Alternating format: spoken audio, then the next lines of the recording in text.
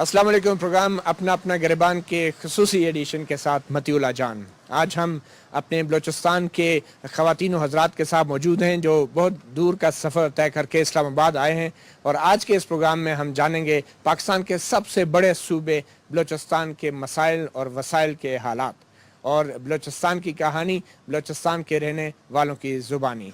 ये नौजवान लोग यहाँ पे आए हैं, इनमें समाजी कारकुन भी हैं, मीडिया के हज़रात भी हैं, सियासी कारकुन भी हैं, और ये वो लोग हैं जो पूरे बलूचिस्तान के तकरीबन 13 से ज़ायद अज़ला में ख़ास तौर पे वहाँ पे तालीम, सेहत और दूसरे तरक्याती मंसूबों पर नज़र रखे हुए हैं, और वहाँ के हालात का जायज़ा लेते हैं, और फिर लोगों से पूछ के ये बताने की कोशिश करते हैं कि उनके अपने अपने इलाकों में कौन से तरक्याती मंसूबों की ज़रूरत है, और इस चीज़ को हुकूमत के सामने रखते हैं, और फिर मुतालबा करते हैं कि इन मखसूस मंसूबों के ऊपर हुकूमत को अपने वसाइल खर्च करने चाहिए।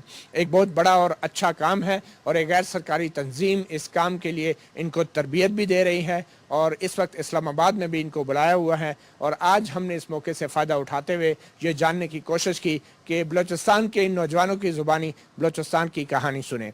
इसी हवाले से आज के हम प्रोग्राम में हमने कुछ मखसूस मेहमानों को भी स्टेज पे भी दावत दे रखी है, और सबसे पहले मैं अपने इन मेहमानों का तारफ़ कराता चलूँ। फ़रहान खालिद हैं, जिनका ताल्लुक़ इंडिविजुअल लैंड से है, और ये इस तमाम तरबियत के वर्कशॉप की निगरानी कर रहे हैं। इनके साथ मिसबा अकरम हैं जो एक्सप्रेस न्यूज़ की रिपोर्टर हैं, और ये कोयटा में अपना काम करती हैं। इनके साथ तशरीफ़ फरमाएं गुल ज़मान हैं जो समाजी कारकुन भी हैं, जमीयत उलमा इस्लाम के रुकन भी हैं, और ये किला सैफुल्ला से इनका ताल्लुक़ है। इनके साथ तशरीफ़ रखते हैं शबीर अहमद, मस्तूंग से इनका ताल्लुक़ है, और ये एक समाजी कारकुन हैं। ये तमाम मेहमानों से तारफ़ मुकम्मल होने के बाद हम अपनी गुफ्तगू का आगाज़ मेहमानों से ही करेंगे, और उसके बाद फिर ऑडियंस में मौजूद जो नौजवान लोग हैं हम उनसे भी बात करेंगे। आज का सवाल ये है कि बलूचिस्तान की तरजीहात क्या हैं, और बलूचिस्तान की तवक्कुआत क्या हैं वफाक से, हुकूमत से और पाकिस्तान से। सबसे पहले हम इस वर्कशॉप के जो निगरान हैं, जो तरबियती इस कोर्स के निगरान हैं, उनसे गुफ्तगू का आगाज़ करेंगे, फ़रहान से। फ़रहान, आप हमें कुछ बताना चाहेंगे कि इस तरबियती वर्कशॉप का मकसद क्या है, और बलूचिस्तान से इतनी बड़ी तादाद में नौजवानों को यहाँ इस्लामाबाद में बुलाने का क्या मकसद है? सर, बलूचिस्तान, जैसा कि आपने अभी इंट्रोडक्शन में बताया था कि हमारा सबसे बड़ा सूबा है, साइज़ के हिसाब से हमारा 40% कवर करता है बलूचिस्तान। लेकिन बलूचिस्तान में फिर भी काफ़ी इश्यूज एग्जिस्ट करते हैं जो कि हम सबको नोन है काफ़ी। हमारा इस जो एक प्रोजेक्ट है 12 महीने का, उसका मकसद बेसिकली ये था कि हम जो वहाँ के लोकल्स हैं डिफरेंट 13 इलाकों के, हम उनको गवर्नेंस में, अकाउंटेबिलिटी में उनको पार्ट बनाए उसका। इसी सिलसिले में हमने बलूचिस्तान के लोकल कम्युनिटीज़ के मेंबर्स उठाए, हमने उनको ट्रेनिंग्स दी, हमने उनसे बजट एनालिसिस करवाया, हमने उनकी टीम्स बनवाई जिन्होंने जाके अपने अपने इलाकों में डिफरेंट इदारों से उन्होंने बजट के बारे में मालूमात हासिल की। प्लस हमारा पॉइंट ये था कि हम RTI के बारे में, राइट टू इन्फॉर्मेशन और अकाउंटेबिलिटी का जो प्रोसेस है पूरा, उसको बलूचिस्तान तक ज़्यादा लेके आए।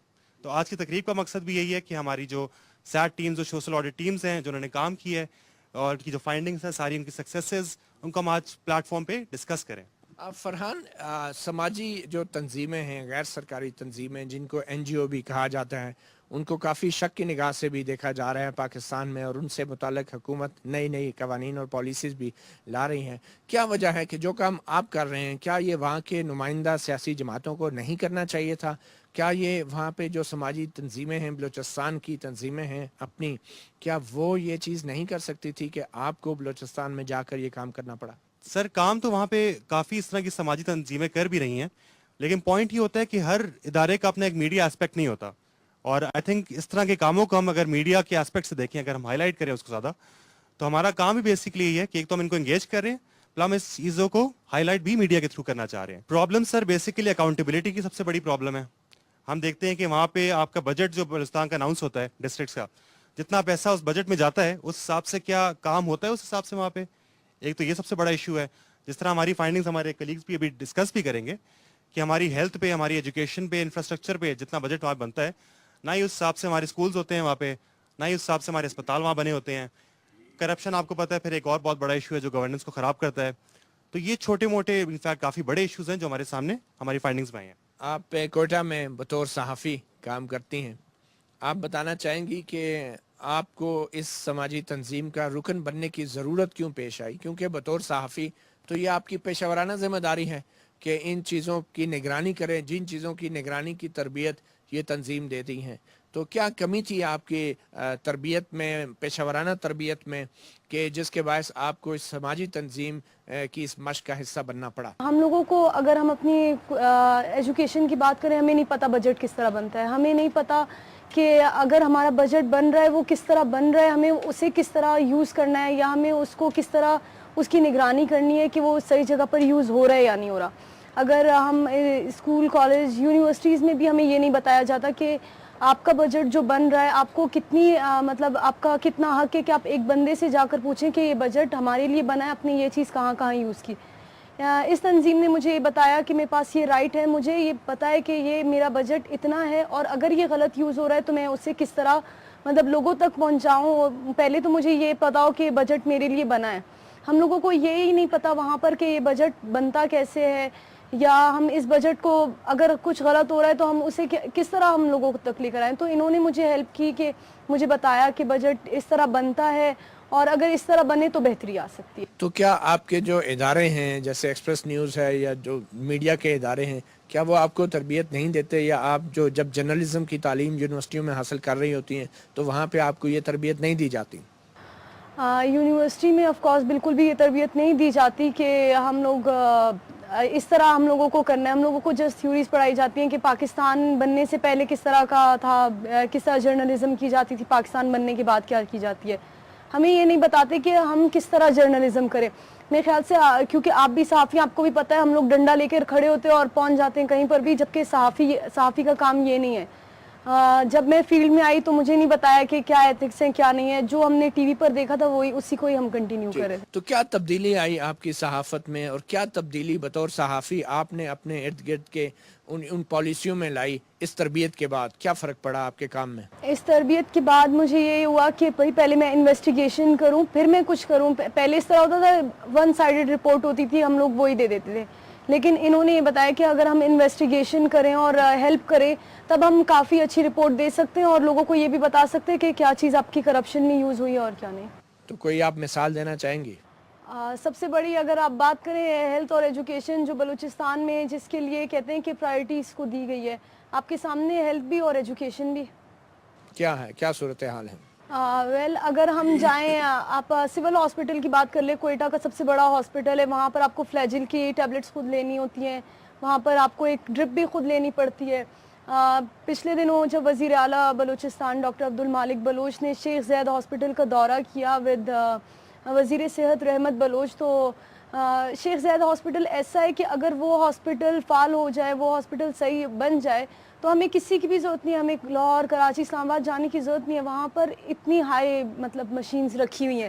لیکن یہ ہاسپٹل 2007 میں بنا تھا، اب تک فعال صحیح سے نہیں ہوا.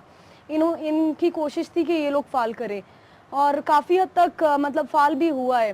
انہوں نے یہ پوچھا تھا، ان کا یہی کویشچن تھا کہ ہیلتھ میں آپ کیا بہتری دیکھ رہے ہیں. میں کہا بہت بہتری آئی ہے ہیلتھ میں. آپ ہاسپٹل چلے جاؤ، آپ کو ایک انجیکشن خود لینا ہے، آپ کو کوئی ٹیبلٹ لینی ہے. ہاں وہ کاکروچز کا فقدان ہے جو پہلے ہوا کرتے تھے، یہ بہتری آئی ہے. بالکل ٹھیک ہے.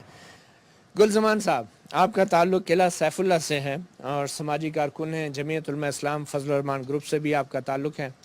آپ کا جو قلعہ سیف اللہ کا علاقہ ہے، وہاں پہ آپ کی نگرانی کیا کہتی ہے کہ حکومت بجٹ کتنا اعلان کرتی ہے اور اس پہ عمل درآمد قلعہ سیف اللہ کی حد تک کتنا ہوا ہے؟ کیا صورتحال ہے قلعہ سیف اللہ میں تعلیم اور صحت کے شعبوں میں؟ اعوذ باللہ من الشیطان الرجیم، بسم اللہ الرحمن الرحیم.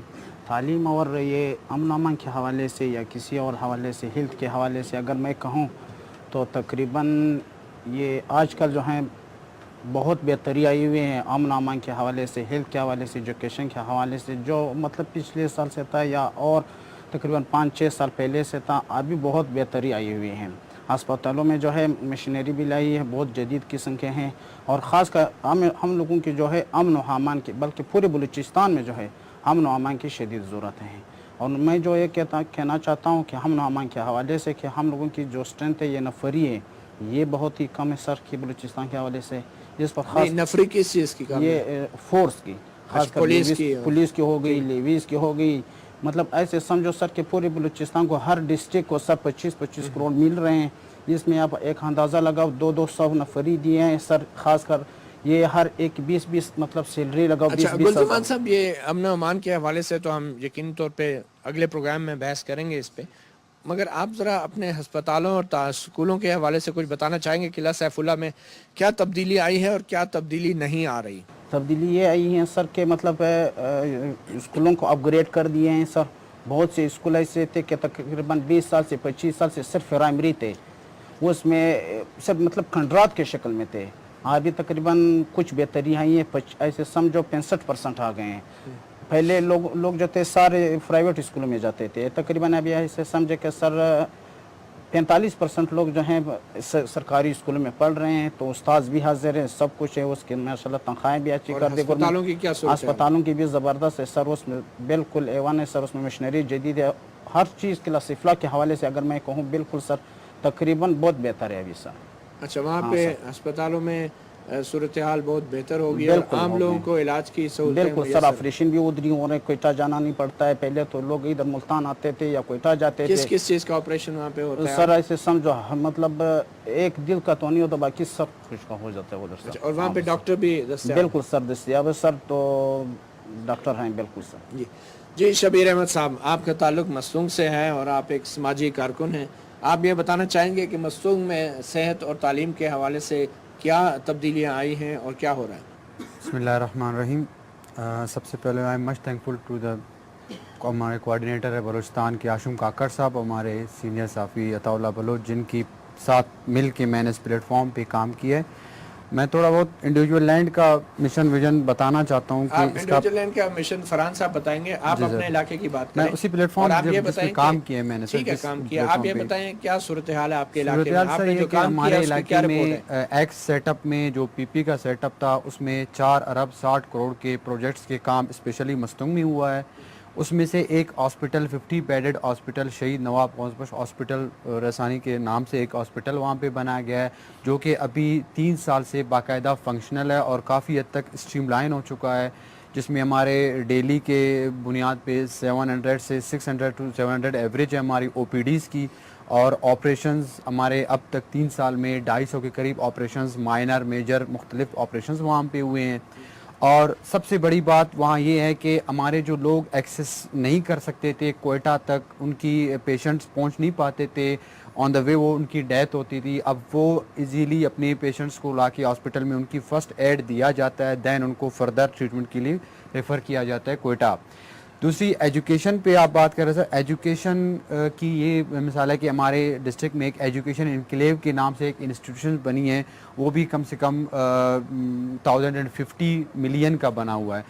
एक्स सेक्टर में तो सिर्फ उसकी इंफ्रास्ट्रक्चर पे काम किया गया, लेकिन अब जाके डॉक्टर मालिक साहब के और हमारे जो डिस्ट्रिक्ट के पार्टी है या डिस्ट्रिक्ट के कैबिनेट है, जिसमें प्रेसिडेंट वगैरह लोगों ने जाके उनको कन्विंस किया, अब ये 1 महीने पहले उसकी भी फंक्शनलाइजेशन शुरू हो गई है, बाकायदा क्लासेस हो रही है जिसमें टीटीसी होगी या बाकी टेक्निकल जो भी इलेक्ट्रिशियंस के हवाले से बाकायदा काम हो रहा है। तो तालीम का ज़रा थोड़ा सा मज़ीद बताएंगे कि वहाँ पे स्कूलों की तादाद क्या है और उस्तादों की हाज़िरी का जो मामला है वो किस हद तक सही जा रहा है? हमारे डिस्ट्रिक्ट मस्तूंग में 3 हाई स्कूल्स हैं और प्राइवेट 7 से 8 प्राइवेट स्कूल्स हैं जो कि एजुकेशन के ऊपर काम कर, लेकिन इसमें मैं बदकिस्मती से ये कहना चाह रहा हूँ कि ये कुछ अरसा पहले, आज से 3-4 साल पहले से जो एक एक्सट्रीमिज़म का या एक लार्ज एंड सिचुएशन का जो चल रहा है, उसकी वजह से हमारे एजुकेशन काफ़ी डिस्टर्ब हुआ है। स्पेशली मस्तूंग का सब साथियों को पता है कि बलूचिस्तान में एक माना हुआ एक एजुकेटेड डिस्ट्रिक्ट कहलाता था, लेकिन अनफॉर्चुनेटली अभी कुछ इश्यूज़ की वजह से हमारी एजुकेशन दिन ब दिन एक अलग रुख की तरफ जा रहा है, जिससे हमारे प्रोडक्शन स्कूल्स बंद नहीं हो रहे हैं, लेकिन कुछ ऐसे लग रहा है जो कि ट्रेड्स की सूरत से कोई एजुकेशन के ऊपर हमारे ट्रेड्स मिल रहे हैं, हमारे प्राइवेट स्कूलों को मिल रहे हैं, या हमारी गवर्नमेंट स्कूलों में वो फैसिलिटीज़ पहले नहीं थी। अब इस गवर्नमेंट के सेटअप में जो डॉक्टर मालिक का मेन मिशन या विजन ये है कि हम लोग सिर्फ एजुकेशन और हेल्थ पे काम करें, उससे थोड़ा बहुत हमारे गवर्नमेंट स्कूलों में फ़ायदा है, लेकिन प्राइवेट स्कूलों में मैं नहीं कह सकता। हमारा एक कैडेट कॉलेज भी है मस्तूंग में जिसकी काफ़ी अच्छी स्ट्रेंथ है, तो पहले उसकी भी कंडीशन काफ़ी हद तक ख़राब हो गई थी, लेकिन शुक्र अभी 1 साल से वहाँ। अच्छा, अब ये बताएं क्या मुश्किलात क्या हैं मस्तूंग के लोगों को जिन पे हुकूमत को तवज्जो देने की ज़रूरत है? As I already told you sir that law and order situation वो सबसे बड़ा सबसे बड़ा हमारा प्रॉब्लम है वो लॉ एंड ऑर्डर है ठीक है। जिसकी मुख्तलिफ पहलूज है।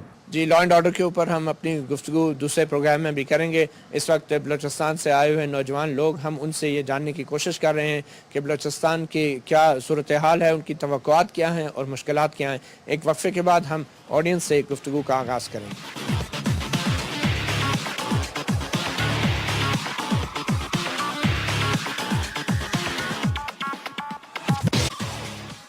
अपना अपना गिरबान में खुश आमदेद। एक बार फिर हम बलूचिस्तान के नौजवानों के साथ मौजूद हैं यहाँ इस्लामाबाद में।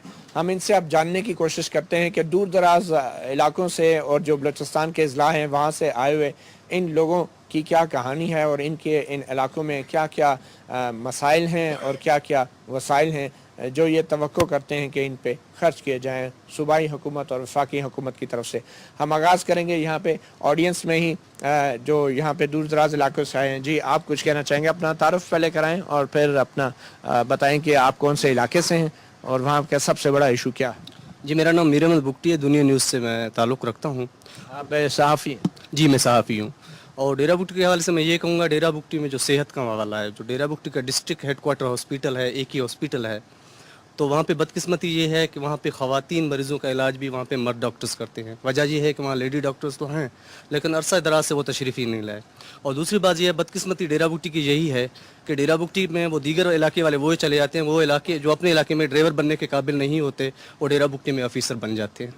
जी, तो कोई आप मिसाल देना चाहेंगे कौन से महकमे हैं ये?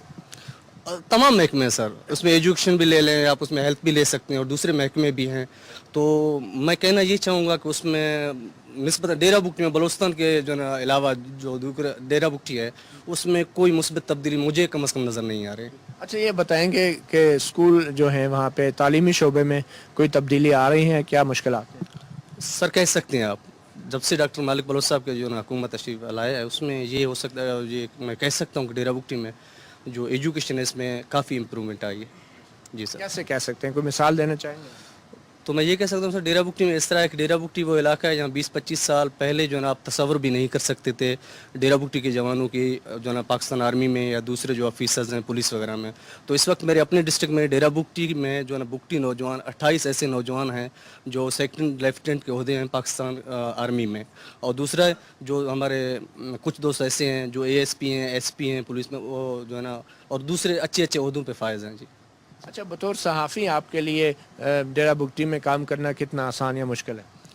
सर आप कह सकते हैं कि ना आसान है ना मुश्किल है, जिस तरह हम गुजारा कर रहे हैं। और हमें सबसे बड़ी जो शिकायत है हमारे अपने इदारों से है कि वो जो हमारे चैनल्स हैं वो हमें सपोर्ट नहीं करते सर। जी सर। तनख्वाह देते हैं? वो तनख्वाह भी नहीं देते सर। मेन चीज़ ये है कि ये सपोर्ट भी नहीं करते, वो इकनॉमिकली भी हमें सपोर्ट नहीं करते सर।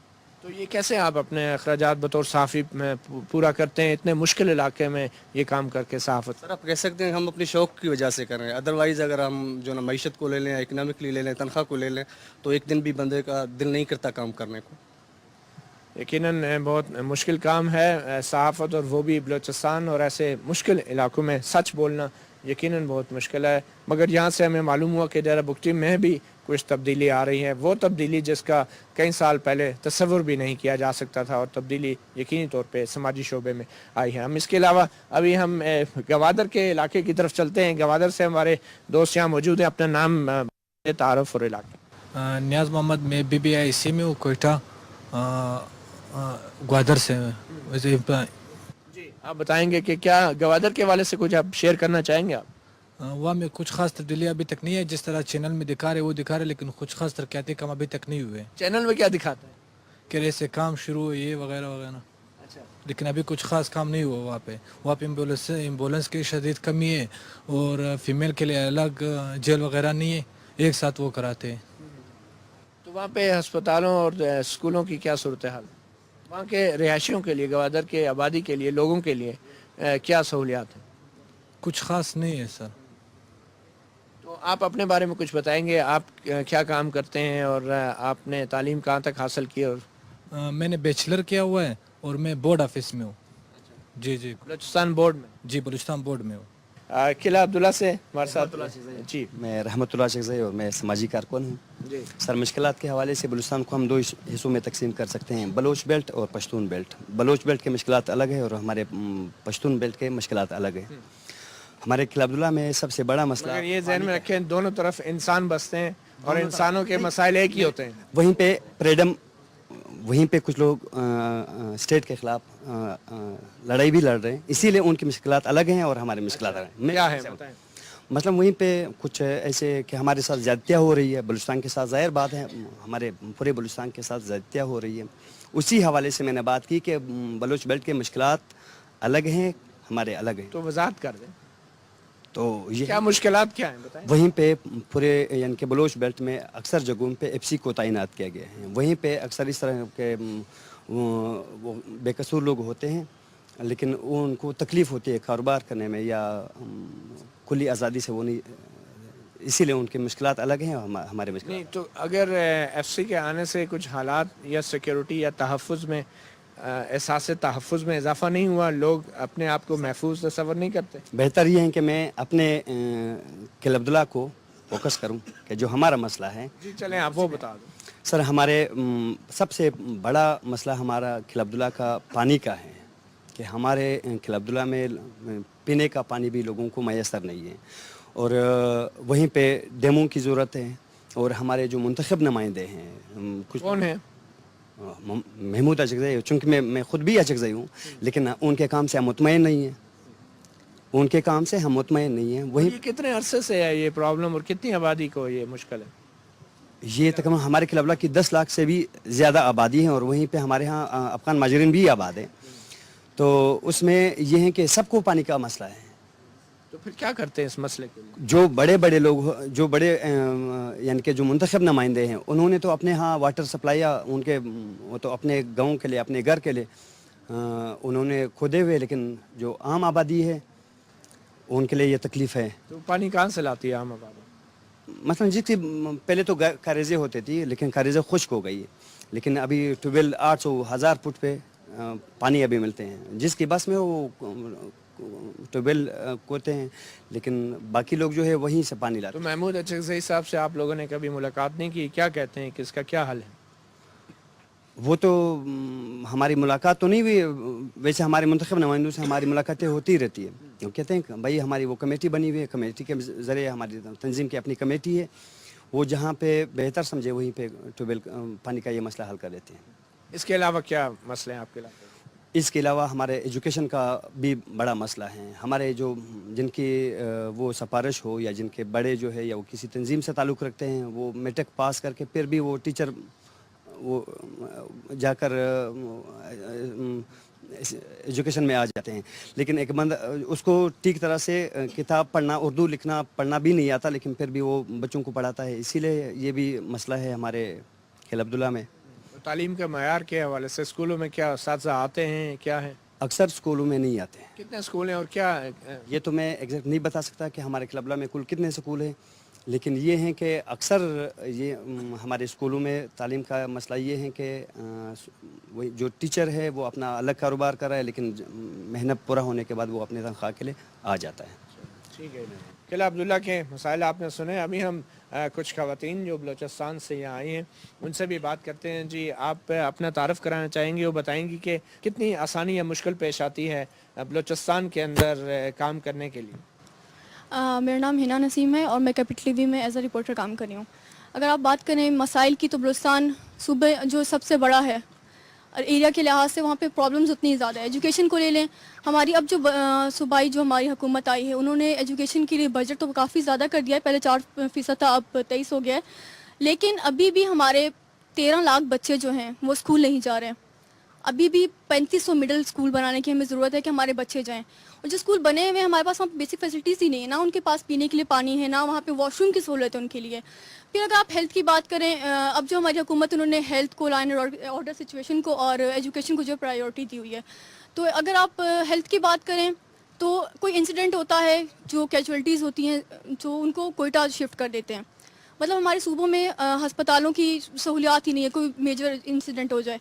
اگر آپ لا اینڈ آرڈر سچویشن کی بات کریں تو ابھی کافی بہتر ہوا ہے. پہلے تو سیکٹیرین بیس وائلنس تھا, ٹارگیٹ کلنگ جو تھی وہ روز کا ہمارا معمول بن گیا تھا.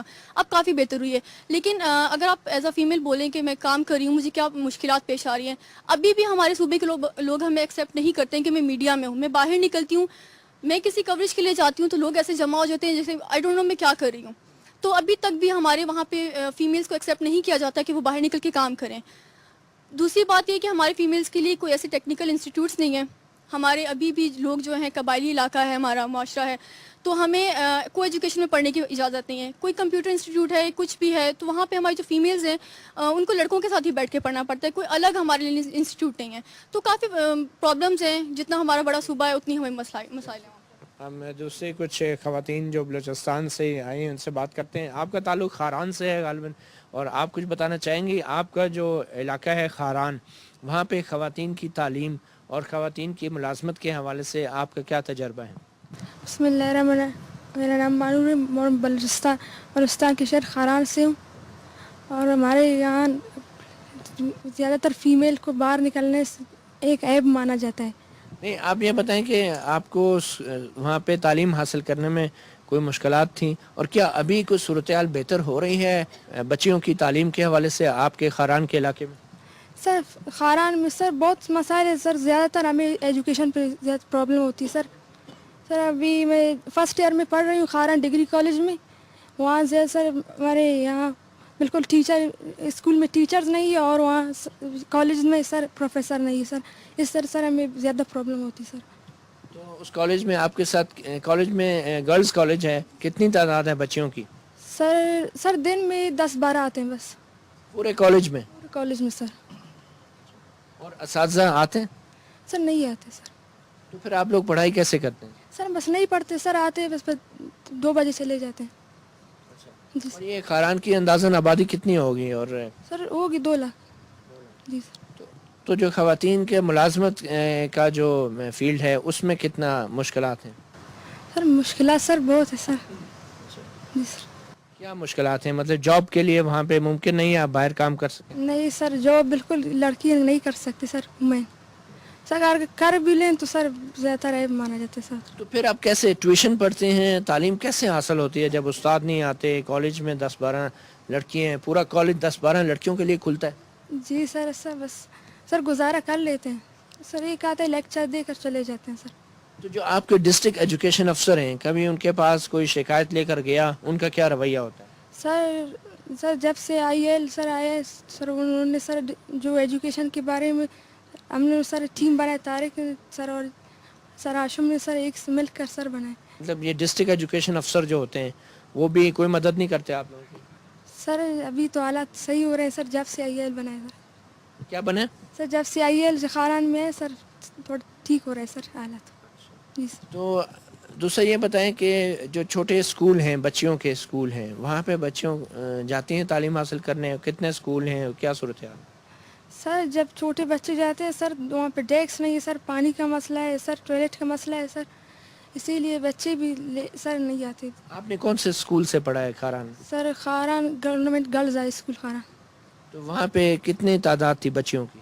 سر بچیوں کے سر دن میں سر 100 آتے تھے بس سر, پورے اسکول میں؟ پورے اسکول میں سر.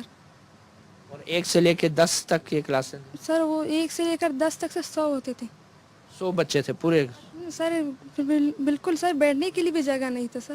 نہیں مطلب کرسیاں نہیں تھی یا تعداد بہت زیادہ ہے؟ سر تعداد بہت زیادہ ہے سر, لیکن نہیں آتے تھے سر. نہیں 100 تو آپ کہہ رہے ہیں پورے اسکول میں 100 بچیاں تھیں, ایک کلاس میں 100؟ سر ایک کلاس میں سر 100 بچے آتے سر, لیکن ڈیسک نہیں سر, نیچے بیچتے تھے سر. تو پھر ابھی آپ کیا بننا چاہ رہی ہیں؟ فرسٹ ایئر کی آپ اسٹوڈنٹ ہیں, کون سے مضامین ہیں آپ کے, کیا کرنا چاہ رہی ہیں زندگی میں؟ سر اگر اچھی پڑھائی ہو تو سر ڈاکٹر بننا چاہتے ہیں. جی سر.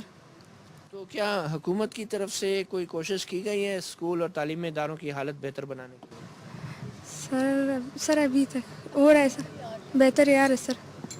اور جو ہسپتال ہیں آپ کے خاران کے علاقے میں, ان کے بارے میں کچھ بتانا چاہیں گے؟ سر اسپتال ہے سر, ان میں سر جو ڈاکٹرز نہیں ہے سر, لیڈیز بھی نہیں ہے سر, نہیں ہے سر ان کے لیے.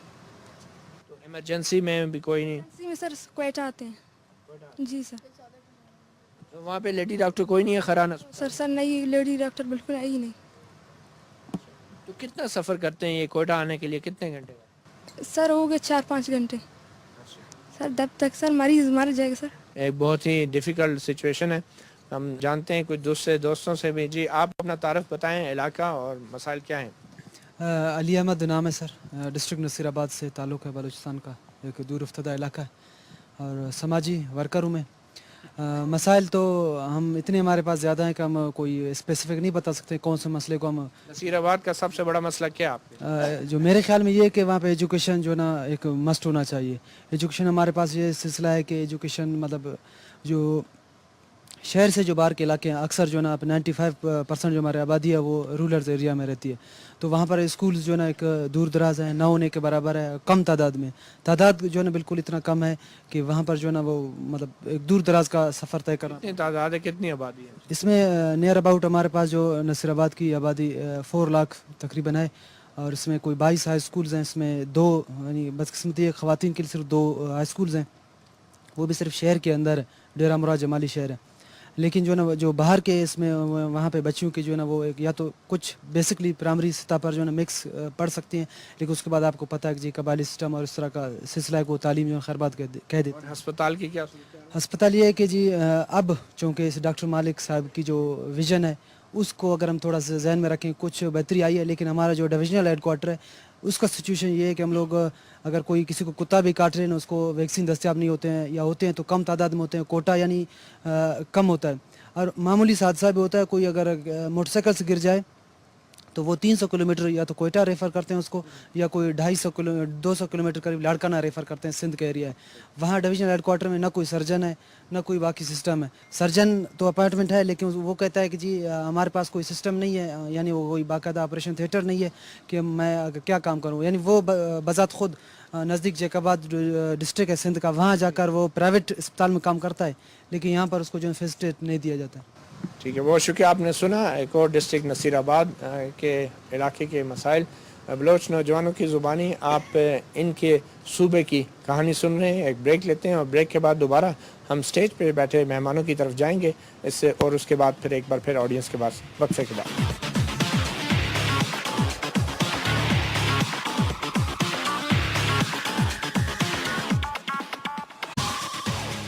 Welcome back. अपना अपना गिरबान में हम बलूचिस्तान की कहानी, बलूचिस्तान के नौजवानों की ज़बानी सुन रहे हैं। हमारे साथ इस वक्त फ़रहान खालिद स्टेज पे दूसरे मेहमानों के साथ मौजूद हैं, इनसे दोबारा बात करते हैं। फ़रहान, आपकी तंजीम ने जितनी भी तहकीक की है या मॉनिटरिंग की है, निगरानी की है बलूचिस्तान में मुख्तलिफ़ अज़ला के अंदर, शहरियों की तरजीहात क्या हैं, हुकूमत की तरजीहात क्या हैं, तो आप थोड़ा बता सकते हैं कि कितना फ़र्क है शहरियों की तरजीहात में और हुकूमती तरजीहात में इन अज़ला के अंदर तरक्याती मनसूबों के हवाले से? जो हमारा अभी तक सामने जो काम आया है, हमने पहले एक तो बजट की मॉनिटरिंग की, उसके बाद जो हमने सिटीजन से खुद एक बजट बनवाया, उसमें सिटीजन्स की प्रायोरिटीज़ में सबसे मेन जो चीज़ आती है वो तो है कि एजुकेशन के इंस्टीट्यूट्स होने चाहिए। अभी हमारे कलीग्स भी आपसे शेयर करेंगे कि हमारे ज़ियारत में इनफैक्ट अभी तक एक गर्ल्स कॉलेज शायद नहीं है वहाँ पर मौजूद। तो हमने जो सिटीजन से बजट बनवाया उनकी तो फर्स्ट प्रायोरिटी यही थी कि एजुकेशनल इंस्टीट्यूट होने चाहिए, लड़कियों के लिए ख़ास तौर पर होने चाहिए, बच्चों के लिए होने चाहिए, अभी बहुत कम है वहाँ पर। तो एक तो एजुकेशन सबसे बड़ा डिफरेंस आया। दूसरा डिफरेंस उसमें ये था कि अस्पतालों में जितना हमने देखा कि बजट जितना गवर्नमेंट की तरफ से आया हुआ है, जो सिटीजन बजट बना उसमें फोकस काफ़ी ज़्यादा था कि अस्पतालों के लिए और बजट भी इसमें होना चाहिए। तो ये 2 मेन डिफरेंस हमारे सामने सबसे बड़े मेजर डिफरेंस आए इसमें काफ़ी। फरहान, एक बात समझ नहीं आती और बड़ी हैरानगी की बात है कि जो लोग, जो सियासी जमातें इन अवाम से वोट लेके असम्बली में जाते हैं और हुकूमत बनाती हैं, उनको अवाम की तरजीहात की परवाह नहीं, और एक गैर समाजी तंजीम जो है वो अलहदा से अपनी तहकीक करके ये दावा करती है कि आपको उन तरजीहात का ज़्यादा मालूम है। क्यों ये फ़र्क है? आपके ख्याल में अवामी नुमाइंदे जो सूबाई असम्बली में बैठे हैं उनसे ज़्यादा आपको मालूम है अवामी तरजीहात का? तरजीहात का तो मैं इतना कोई श्योर नहीं हूँ। इसमें मैं थोड़ा सा मैं इसमें बात ये करूँगा कि इसमें गलती थोड़ी हम अवाम की खुद भी होती है। जब हम किसी बंदे को सेलेक्ट करते हैं, किसी को नॉमिनेट करते हैं, किसी को गवर्नमेंट में लेके आते हैं, तो हमारा एक अपना बेसिक राइट है, राइट टू इन्फॉर्मेशन, जो कि हम यूज़ नहीं करते। हम समझते हैं जो गवर्नमेंट कर रही है हमारा उनका फ़र्ज़ बनता है, जबकि हमारा अपना फ़र्ज़ बनता है कि हम गवर्नमेंट से सवाल करें कि ये आप जो काम कर रहे हैं, क्योंकि हमने उनको खुद नॉमिनेट किया, हमने उनको खुद सेलेक्ट किया है, जो पैसा वो लगा रहे हैं, जो बजट आ रहा है, वो पैसा कहाँ लग रहा है, ये हमारा बेसिक राइट है। तो अनफॉर्चुनेटली पाकिस्तान में और बलूचिस्तान से मैं थोड़ा मेंशन करूँगा کہ بلوچستان ان پروونسز میں آتا ہے جہاں پہ رائٹ ٹو انفارمیشن سب سے پہلے پاکستان میں انٹروڈیوس ہوا تھا. تو یہ تھوڑی بہت ہماری غلطی اپنی بھی ہوتی ہے کہ ہم سوال نہیں کرتے, جس کی وجہ سے پھر آپ کو پتہ ہے اکاؤنٹیبلٹی کا مین ایسپیکٹ یہ ہوتا ہے کہ اگر آپ کے سٹیزنز آپ سے سوال نہیں کریں گے تو اکاؤنٹیبلٹی گورنمنٹ لیول پہ بھی اتنی اچھی نہیں ہوگی. جلدی سے یہ بتا دیں, یہ جو بلدیاتی انتخابات ہوئے بلوچستان میں, بڑا اس کا شور شرابہ مچا اور بڑا فخر سے بلوچستان حکومت نے اعلان کیا کہ ہم نے سب سے پہلے کرائے ہیں. تو کیا ان بلدیاتی نمائندوں کے ہوتے ہوئے بھی ترجیحات کے بارے میں کچھ مسائل ہیں, اور یہ جو لوکل باڈی کے الیکشن بلوچستان میں ہوئے ان سے کوئی فرق نہیں پڑا, عوامی ترجیحات کو اہمیت نہیں دی گئی ابھی بھی؟ سر مسئلہ بیسیکلی ہے کہ ہمارا یہ بہت روٹ سے مسئلے آئے ہوئے ہیں. آپ کی لوکل گورنمنٹ جو ہے, آپ کی پروونشل گورنمنٹ جو ہے, فیڈرل گورنمنٹ ہے, یہ بہت بیسک پرابلمز ہمارے جو کہ بہت ان کی روٹس بہت نیچے تک جاتی ہیں. تو یہ ہمارے ابھی ٹائم اس میں تھوڑا لگے گا. ہمارا جو پوائنٹ تھا اس پورے انیشیٹو کا وہ یہی تھا, ہم سے کوئی چینج نہیں ہے اس میں. بیسیکلی ہمارا صرف یہ مقصد ہے کہ ہم لوگوں میں اتنی اویئرنیس لے کے آئیں کہ آپ اپنی لوکل گورنمنٹ سے, اپنی پروونشل گورنمنٹ سے, اپنی فیڈرل گورنمنٹ سے ایٹ لیسٹ کوشچن کر سکیں اس بارے میں. مصباح ارم, آپ بطور صحافی بلوچستان کی جو لوکل گورنمنٹس ہیں جو بلدیاتی انتخابات کے بعد وجود میں آئی, ان کی کارکردگی کو کیسے دیکھتی ہیں, اور آپ سمجھتی ہیں کہ بلوچستان کے عوام کے لیے یہ جو بلدیاتی انتخابات ہوئے ہیں ان کو مقامی سطح پر کچھ فائدہ ہوا ہے, یا لوگوں کے اختیارات میں اضافہ ہوا ہے, کچھ امپاورمنٹ ہوئی ہے؟ ایسے اسکولز بھی ہم نے دیکھے جہاں پر چھت نہیں ہے, بچے پہلے آتے گدوں کو باہر نکالتے, اپنے اسکول کی صفائی کرتے, پھر وہ اس اسکول میں بیٹھ کر پڑھتے. انہوں نے بات کی ہاسپٹلز بہت اچھے. میں رمضان کی بات کروں گی, سول ہاسپٹل میں 1100 بیڈز کا ہاسپٹل ہے. سول ہاسپٹل رمضان میں ڈائریا پھیل گیا تھا, اور اس 1100 بیڈز میں جو لوگ دوسرے مطلب ہم لوگوں کے ڈسٹرکٹ سے لوگ آ رہے تھے اور وہاں پر جگہ نہیں تھی. اتنے اچھے ہاسپٹلز ہیں ہمارے ڈسٹرکٹس کے کہ ان لوگوں کے پاس ڈائریا کی ٹیبلٹس اور چیزیں نہیں ہیں. 1100 بیڈز بھی بالکل 1100 بیڈز پورے ہیں, لیکن لوگوں کی جگہ نہیں تھی.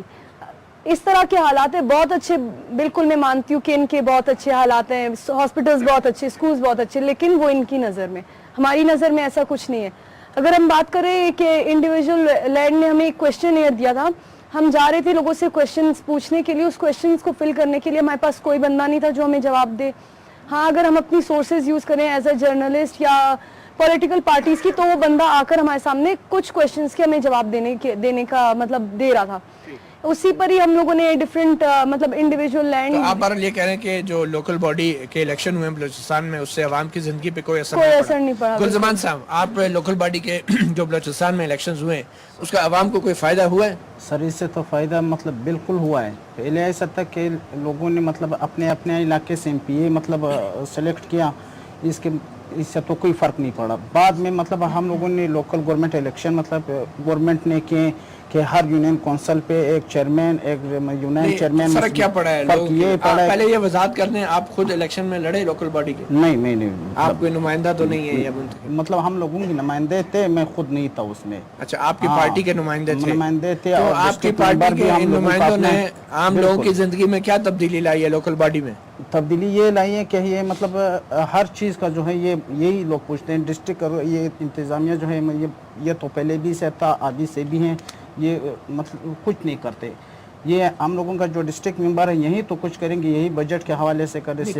آپ کے مثال طور پہ آپ کے ایک ممبر ہے, کونسلر ہے, اس نے کیا کیا؟ یہی تو میں نے جو پہلے بھی کہا کہ یہ ہسپتال جو تھا نا سر, پہلے ڈاکٹرز نہیں تھے, لیڈیز ڈاکٹرز نہیں تھے. یہ اکثر ٹیچر میں نے خود دیکھے ہیں جو ڈیلی ویجز پہ تھے, وہ خود آ کر مطلب ڈیوٹی دے رہے ہیں.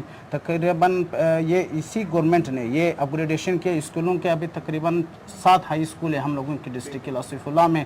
تو تقریباً 2 ہاسپٹلز ہیں, ایک سب تحصیل میں بھی ان لوگوں نے بہت بڑا ہاسپٹل تو ہیں, بلڈنگیں تو ہیں, بالکل سب کچھ ہے لیکن اس میں گدے باندھے جاتے ہیں. نہیں سر, میں یہ کلاس افلا کے حوالے سے میں یہ کہتا ہوں کہ اس میں بہت ہی بہتری آئی ہے سر, یہ خاص کر لوکل گورنمنٹ کے یہ وجہ سے. چلیں جناب شبیر احمد صاحب, لوکل باڈی کے جو انتخابات ہوئے اس سے آپ کے علاقے میں, جو آپ کا علاقہ ہے یہ مسعود کا, وہاں پہ کیا تبدیلی آئی؟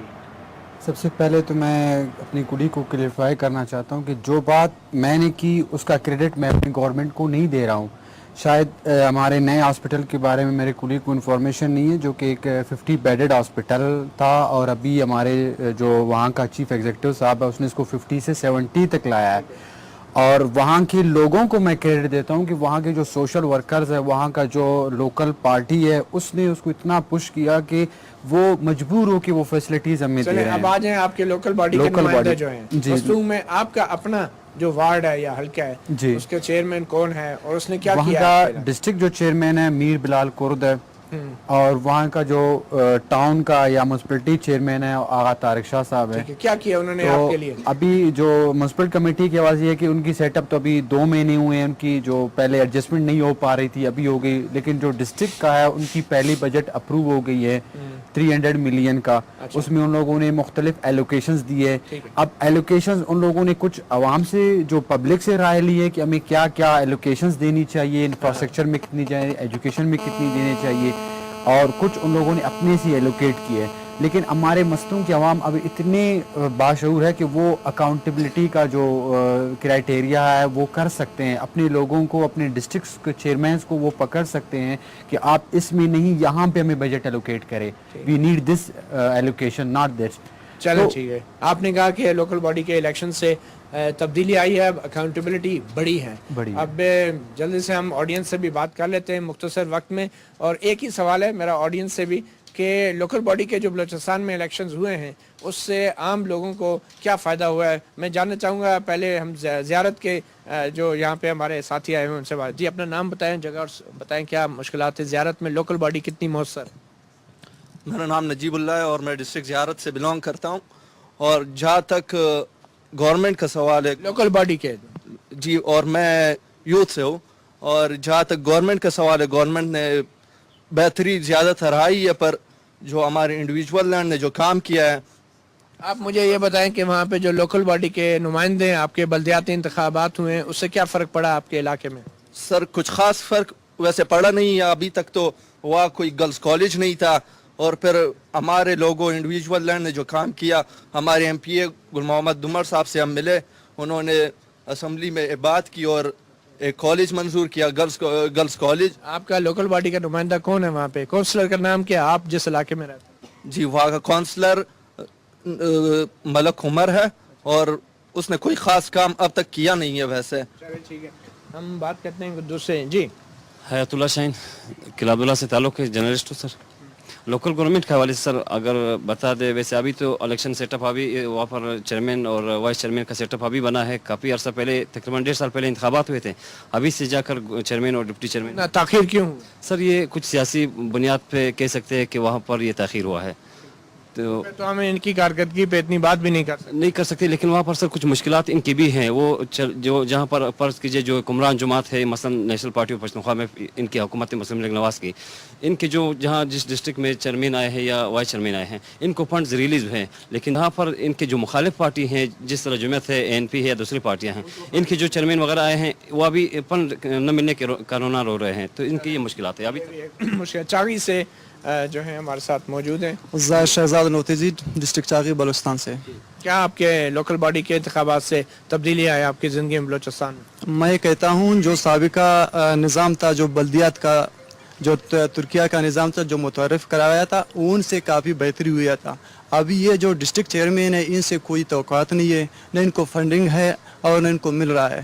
اگر ہونا یہ تھا کہ ہمارا بھی ڈسٹرکٹ چیئرمین کو میرے خیال میں 4واں مہینہ یا 5واں مہینہ جا رہا ہے, وہاں پہ کوئی ترقی کام نہ ہم نے دیکھا ہے اور نہ ہم لوگوں نے پایا ہے.